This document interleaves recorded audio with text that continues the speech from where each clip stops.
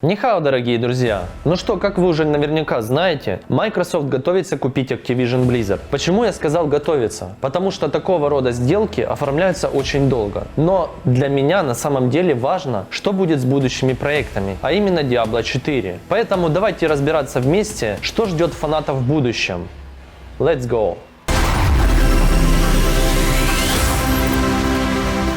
В последнее время компания Activision Blizzard ассоциируется со всевозможными скандалами и разбирательствами. Но я, если честно, не хочу уходить в дебри, так как мы уже неоднократно обжевывали эту тему на нашем канале, и рассказывать вам, с чего все начиналось и почему, я просто не вижу смысла. Поэтому, если вам интересно, вы просто можете перейти по подсказке сверху, либо я размещу ссылки в описании. Я только скажу, что уже спустя год у Близов просто не было других вариантов, учитывая, что в последнее время они очень сильно налажали.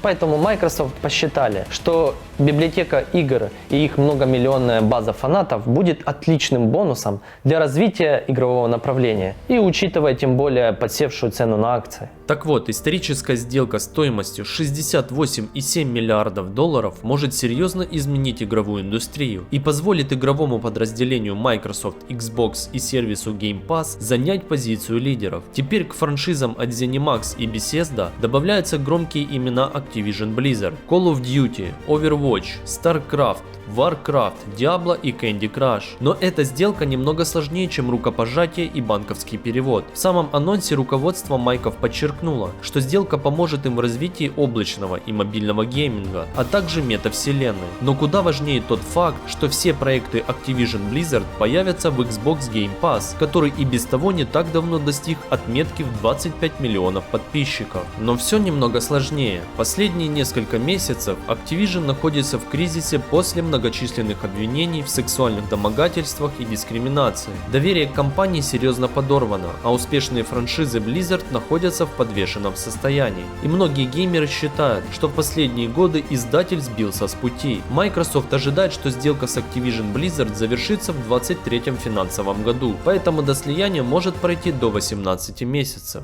Но, ребят, пока рано объявлять победителей и проигравших от этой сделки. С уверенностью я могу сказать только одно, что для Близов это был единственный выход из сложившейся ситуации. Акционеры продали свои акции по цене до начала скандала, а Microsoft получила шанс спасти компанию и получить важные для игрового сообщества франшизы, которые станут серьезным подспорьем в их войне с Sony. В целом рынок положительно отреагировал на эту сделку. Цены на акции Activision Blizzard взлетели с 65 долларов до 90. Кажется, что все стороны в выигрыше.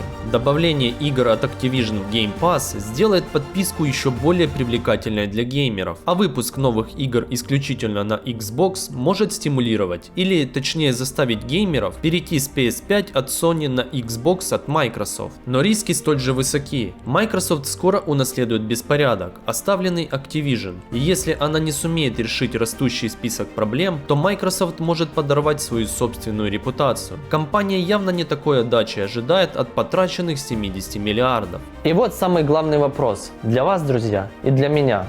Нам вообще ждать Diablo 4, Immortal или другие тайтлы? Microsoft не раскрыла планов относительно новоприобретенных франшиз, но подход «делайте, что и делали раньше» в случае с Activision Blizzard не сработает. Call of Duty Vanguard, последняя часть популярной франшизы, была негативно воспринята как критиками, так и игроками. Overwatch 2, сиквел последней игры от Blizzard, находится в производственном аду, где вполне вероятно оказалась и Diablo 4. Конечно, у подразделения Microsoft Xbox есть безграничные ресурсы на создание этих игр, но нужно выработать четкий план развития. Я могу сказать однозначно, что Diablo 4 и Immortal точно выйдут, и их нужно ждать, потому что игры создаются, чтобы на них зарабатывать, а компании покупаются, чтобы на этом зарабатывать деньги. Также Спенсер сообщил в интервью, что Microsoft намерена обсудить со своими студиями работу над играми, которые томятся в архивах Activision Blizzard, включая старые серии от студии Toys for Bob и Raven, которые в настоящий момент работают над Call of Duty.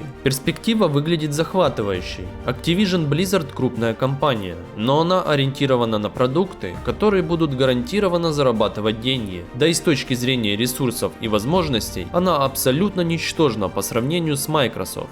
Энтузиазм Спенсера вселяет надежду, что Microsoft Gaming не будет просто доить корову Call of Duty, а вдохнет новую жизнь в старые франшизы. Но пока до этого далеко, в настоящее время ожидается, что сделка по приобретению Activision Blizzard будет закрыта где-то в 2023 финансовом году, который заканчивается 20 июня 2023 года.